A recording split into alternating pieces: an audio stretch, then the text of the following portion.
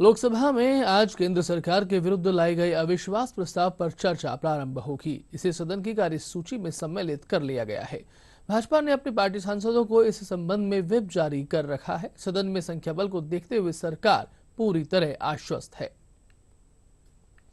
16वीं लोकसभा में जब अविश्वास प्रस्ताव सदन में लाया गया था, पीएम मोदी ने तभी कह दिया था कि विपक्ष 2023 में फिर से अविश्वास प्रस्ताव लाएगा, और हुआ भी वही।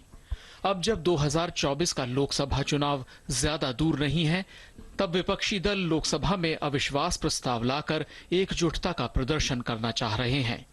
लेकिन इस विपक्षी एकता पर पहले ही दिन से कई सवाल खड़े हो रहे हैं। विपक्षी दलों को भी मालूम है कि लोकसभा में मोदी सरकार के पास प्रचंड बहुमत है और सरकार को दूर दूर तक कोई खतरा नहीं है। अविश्वास प्रस्ताव लाए जाने की प्रक्रिया की बात करें तो भारतीय संविधान का अनुच्छेद 75 उपबंध 3 कहता है कि केंद्रीय मंत्रिपरिषद लोकसभा के प्रति उत्तरदायी होगी।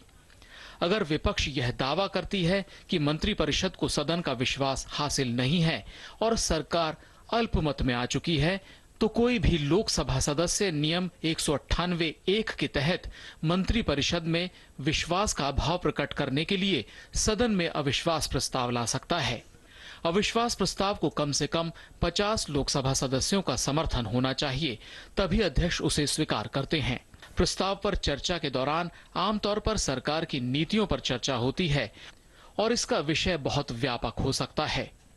चर्चा के अंत में मंत्रिपरिषद के प्रमुख प्रधानमंत्री सदस्यों की ओर से रखी गई बातों पर विस्तृत जवाब देते हैं।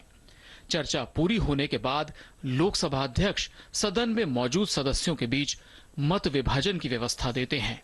अगर सदन में उपस्थित सांसदों में आधे से ज्यादा प्रस्ताव के खिलाफ मतदान करते हैं, तो अविश्वास प्रस्ताव असफल हो जाता है और यह साबित हो जाता है कि सरकार के पास बहुमत है।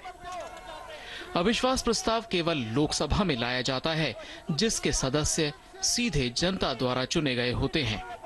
उच्च सदन यानी राज्यसभा में ऐसा प्रस्ताव नहीं लाया जा सकता। गौरतलब है कि पहला अविश्वास प्रस्ताव लोकसभा में 1963 में तत्कालीन प्रधानमंत्री जवाहरलाल नेहरू के खिलाफ लाया गया था। अंतिम अविश्वास प्रस्ताव जुलाई 2018 में नरेंद्र मोदी सरकार के खिलाफ टीडीपी और अन्य विपक्षी दलों द्वारा लाया गया था। 12 घंटे की चर्चा के बाद हुए मत विभाजन में अविश्वास प्रस्ताव बुरी तरह से असफल हुआ। मौजूदा अविश्वास प्रस्ताव कांग्रेस सांसद गौरव गोगोई की तरफ से जुलाई के महीने में पेश किया गया था, जिसे स्पीकर ने चर्चा के लिए स्वीकार कर लिया था।